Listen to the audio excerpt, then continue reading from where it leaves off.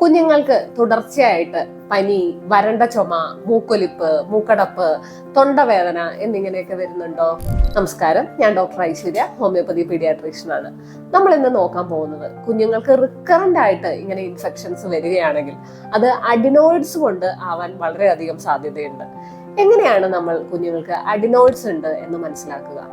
ഒന്നാമതായിട്ട്, അഡിനോയിഡ്സ് ഉള്ള കുഞ്ഞുങ്ങളിൽ രാത്രി മൊത്തം അവർ വാ തുറന്നുറങ്ങുക, അതുപോലെ കൂർക്കം വലിയ സൗണ്ട് ഉണ്ടാവുക, ഉറങ്ങാൻ പറ്റാതെ വരിക, അതുപോലെ രാവിലെ എണീക്കുമ്പോൾ വളരെയധികം ക്ഷീണം ഉണ്ടാകുന്നു, കുഞ്ഞുങ്ങൾക്ക് ഒന്നിൽ കോൺസെൻട്രേറ്റ് ചെയ്യാൻ പറ്റുന്നില്ല, ഓർമ്മശക്തി കിട്ടുന്നില്ല, കുഞ്ഞുങ്ങൾക്ക് വെയിറ്റ് വെക്കുന്നില്ല, ഹൈറ്റ് വെക്കുന്നില്ല, മൊത്തത്തിൽ അവരുടെ വളർച്ചയെ തന്നെ ഇത് വളരെയധികം ബാധിക്കുന്നു. ഇനി അഡിനോയിഡ് ഉള്ള കുഞ്ഞുങ്ങളിൽ റിക്കറന്റ് ആയിട്ട് ചെവിയിൽ ഇൻഫെക്ഷൻ വരാനുള്ള സാധ്യത വളരെ കൂടുതലാണ്. അതുപോലെ തന്നെ ഇവരുടെ പാലറ്റ് എന്ന് പറയും, നമ്മുടെ വായിലെ മേളിലത്തെ ഭാഗം ഒരു ഹൈ ആർച്ച്ഡ് പാലറ്റ് ആയിരിക്കും.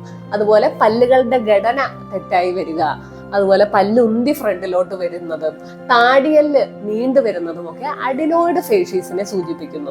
ഇങ്ങനെയുള്ള കുഞ്ഞുങ്ങളിൽ ടോൺസിൽസിന്റെ ഹൈപ്പർട്രോഫി, അതായത് നമ്മുടെ ടോൺസിൽ ഗ്രന്ഥിയുടെ വളർച്ചയും ഉണ്ടാവാനുള്ള സാധ്യത കൂടുതലാണ്.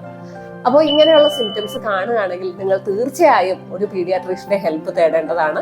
നിങ്ങൾ ഇത് വീഡിയോ യൂസ്ഫുൾ ആയെങ്കിൽ തീർച്ചയായും എല്ലാവർക്കും ഷെയർ ചെയ്യുക. അടുത്ത വീഡിയോയിൽ കാണുന്നത് വരെ നന്ദി, നമസ്കാരം.